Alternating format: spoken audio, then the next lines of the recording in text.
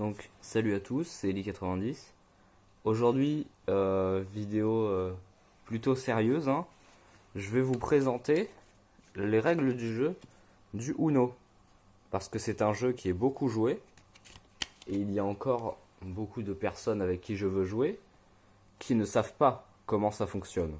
Donc je leur ferai regarder cette vidéo. Et je n'aurai plus besoin d'expliquer jamais à personne. Donc, au Uno d'abord, on va commencer par les fondamentales, les cartes. Alors, il y a 4 couleurs de cartes. Il y a les rouges, ok. Il y a des cartes jaunes, ok. Des cartes bleues et des cartes vertes. Voilà.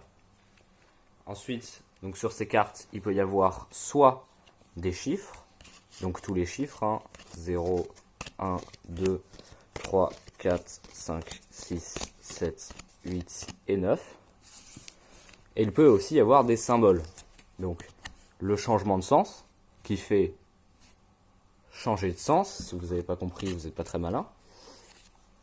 J'appelle ça le passe ton tour parce que ça fait passer son tour au joueur suivant, quoi. Genre, avec moi les règles, on les comprend vite. Le changement de couleur. Donc celui qui le pose décide d'une couleur à poser. Le plus 2, donc le suivant doit piocher 2 cartes. Et le plus 4, donc le suivant doit piocher 4 cartes. Et celui qui l'a posé choisit une couleur différente. Parce qu'on peut voir les petits signes changement de couleur là. Voilà. Donc ça, c'est les cartes. Ensuite, les règles. Alors, il y a beaucoup de règles qui peuvent changer au Uno. Donc je vais vous présenter d'abord celles avec lesquelles je joue. Ensuite, les règles qu'on peut rajouter. Donc d'abord, le principe simple du jeu. Quand on commence une partie, donc on mélange le jeu, hein, le jeu de cartes, qui est ici au complet. On le mélange et on distribue 7 cartes à chaque joueur. Ok. Donc ces cartes, il a le droit de les regarder, évidemment. C'est pas comme ça dans tous les jeux. On pose la pioche, donc moi je vais la poser hors caméra. Hein. Et on prend la carte du dessus de la pioche et on la pose. Là vous voyez, c'est un plus 4. Donc la première carte ne peut pas être une carte spéciale, ça doit être un chiffre. Donc on la défausse, on la remet au hasard quelque part dans la pioche. Et on en retire une. Donc là j'ai un 4 vert. Quand quelqu'un va vouloir jouer, il va être obligé de jouer soit un 4, soit une carte verte. Il a par exemple le droit de poser un 8 vert. Waouh. Il a le droit de placer un 4 jaune, puisque c'est un 4. Mais il n'a pas le droit de placer un 1 rouge. Ça n'a aucun sens. Voilà. Donc ça, c'est le principe de base du jeu.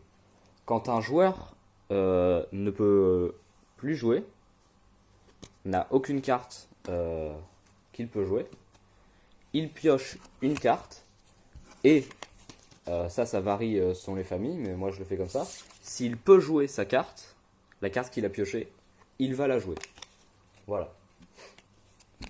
Ensuite, encore une des règles fondamentales du Uno, hein, c'est pour ça qu'il s'appelle comme ça.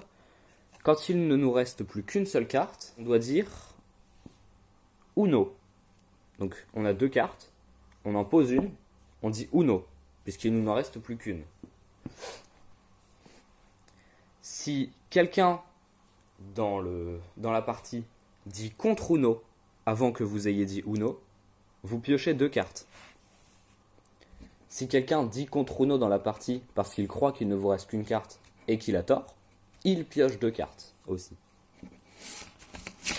Ok. Ensuite, quand un joueur pioche à cause d'un plus 2 ou d'un plus 4, son tour est automatiquement passé. Il n'a pas le droit de jouer. Voilà, ça c'était une petite règle.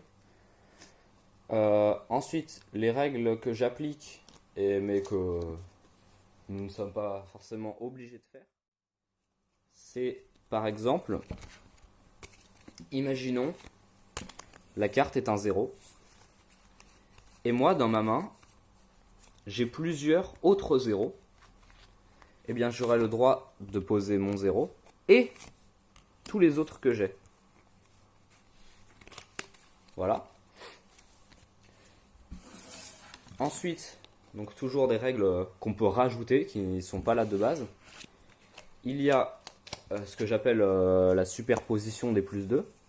Donc si quelqu'un met un plus 2, vous met un plus 2, et que vous en avez un, vous pouvez le mettre aussi, ce qui fait que c'est le joueur d'après qui va piocher 4. Et si lui aussi a un plus 2, il en remettra un, le joueur d'après, excusez-moi, j'ai le coronavirus, en piochera 6, et ça peut continuer comme ça jusqu'à ce qu'il n'y ait plus de plus 2. Cette carte ne s'applique pas au plus 4, donc s'il y a un plus 4, le joueur adverse est obligé de piocher. Il n'a pas le droit de mettre un plus 2 ou un plus 4 par-dessus. Voilà.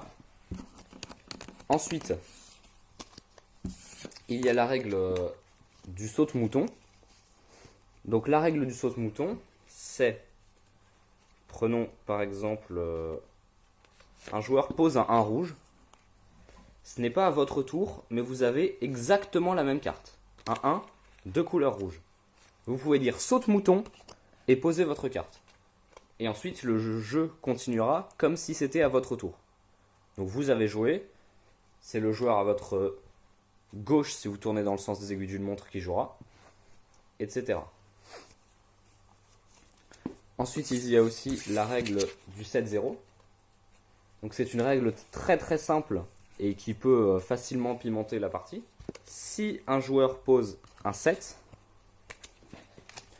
alors il échange son paquet, son jeu, sa main, son deck, comme vous voulez, avec le joueur de son choix.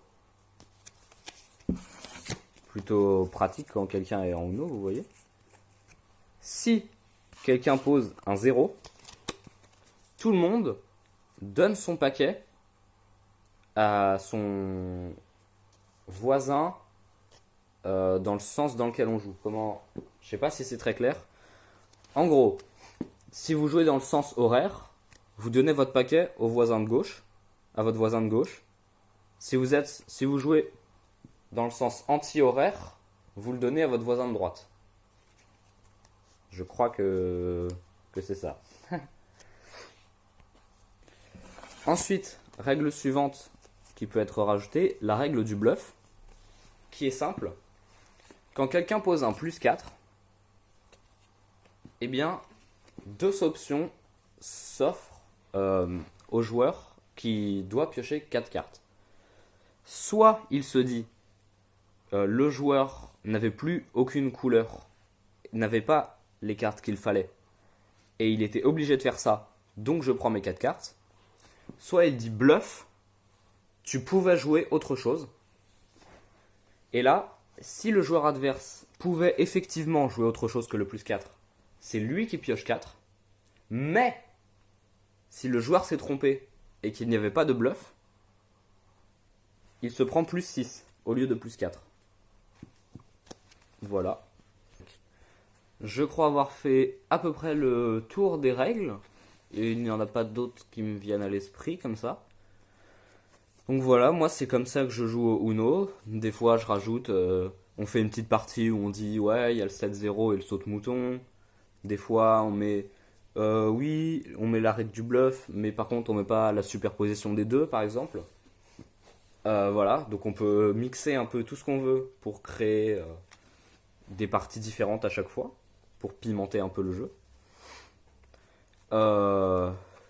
Petit changement qui s'applique, attention, quand on joue à seulement 2.